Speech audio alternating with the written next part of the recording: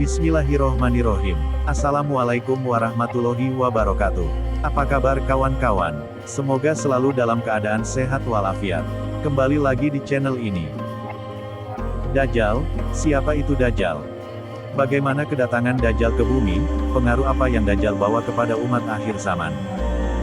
Mungkin sebagian dari kawan-kawan ada yang sudah tahu, lupa, ataupun belum tahu sama sekali. Mari kita ulas tentang siapa itu Dajjal. Dajjal adalah seorang manusia yang telah ditangguhkan ajalnya. Ia diberi kelebihan oleh Allah Subhanahu wa Ta'ala untuk menguji keimanan manusia.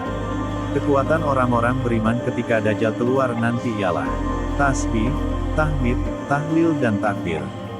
Bisa kuatkah manusia? Tidak. Manusia akhir zaman berzikir hanya sebagai cara agar terus bersabar dengan lapar. Kita akan selalu puasa sunnah. Sebab waktu Dajjal keluar nanti, kita hanya bertahan hidup dengan tasbih, karena Dajjal akan memonopoli semua makanan di atas muka bumi. Beberapa kelebihan-kelebihan yang Allah Subhanahu wa Ta'ala berikan kepada Dajjal adalah bisa menyuburkan tanaman, bisa menurunkan hujan, bisa menghidupkan orang mati, padahal jelmaan setan, membawa surga dan neraka palsu. Lalu bagaimana Dajjal bisa keliling dunia dalam kurun waktu 40 hari? Ketahuilah, bahwa pergerakan Dajjal itu bagaikan hujan yang ditiup angin, sangat cepat seperti tak tersentuh oleh waktu. Dajjal akan menjadi pemimpin dunia. Semua pemerintahan nanti akan berada di bawah kekuasaannya. Apabila dunia telah dikuasai semua, maka dia akan mengaku sebagai Tuhan. Lalu Dajjal akan menyuruh semua manusia mengakui bahwa dia adalah Tuhan. Barang siapa yang mengakui Dajjal sebagai Tuhan maka dia akan kafir, tetapi dia dapat kemewahan dunia. Dan barang siapa yang tak mengakuinya maka akan menderita. Hari pertama Dajjal di dunia serasa setahun. Hari kedua serasa sebulan. Hari ketiga serasa seminggu. Hari keempat sampai hari ke-40 seperti hari-hari biasa. Dajjal itu penipu besar. Sebagian besar pengikutnya adalah wanita dan anak-anak, karena mereka itu mudah diperdaya. Sesuai sabda Nabi, mayoritas pengikut Dajjal adalah kaum wanita, sehingga ada seorang pemuda yang pergi kepada istrinya, ibunya, putrinya, dan saudarinya, kemudian mengikatnya karena bimbang mereka akan keluar menuju Dajjal.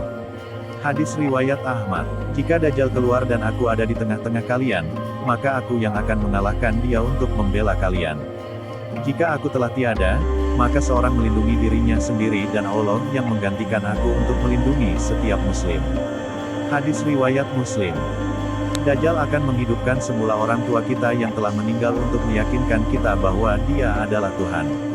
Sedangkan yang hidup itu hanyalah jelmaan syaitan. Jika kalian berjumpa dengan Dajjal, maka bacalah 10 ayat pertama dari surah Al-Kahfi. Sabda Nabi Muhammad, siapa yang menghafal 10 ayat pertama dari surat Al-Kahfi, maka ia akan terlindungi dari Dajjal. Hadis riwayat Muslim, semua pelosok dunia akan didatangi oleh Dajjal, kecuali 2 tempat saja yaitu Makkah dan Madinah, karena kedua tempat ini dikawal ketat oleh malaikat.